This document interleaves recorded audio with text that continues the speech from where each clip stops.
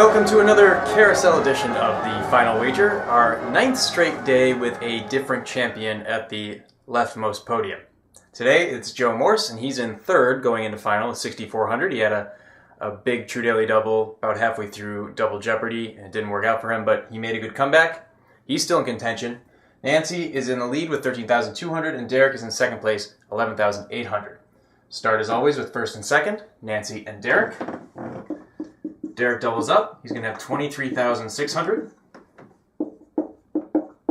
So Nancy will want to wager 10,400 to cover him. If she gets it wrong with that wager, she's going to be left with 2,800.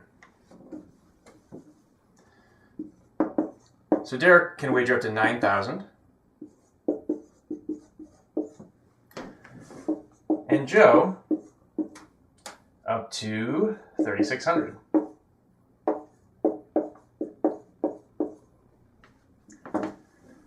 Now let's look at second and third, Joe and Derek. Joe doubles up, he's going to have 12,800. So for Derek to cover him, he'll have to wager at least 1,000. If he gets it wrong with that wager, he's going to be left with 10,800. That's more than Joe has right now.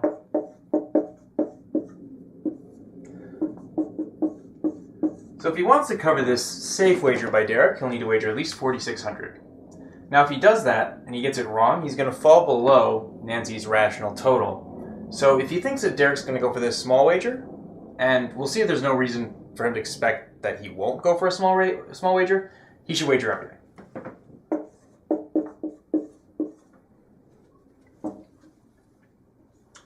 Alright, now let's look at rule number 3. And this is just going to pertain to Derek, because he's close on the heels of Nancy here. The difference between them is 1,400. So he should wager at least 1,400 to cover a zero wager by Nancy.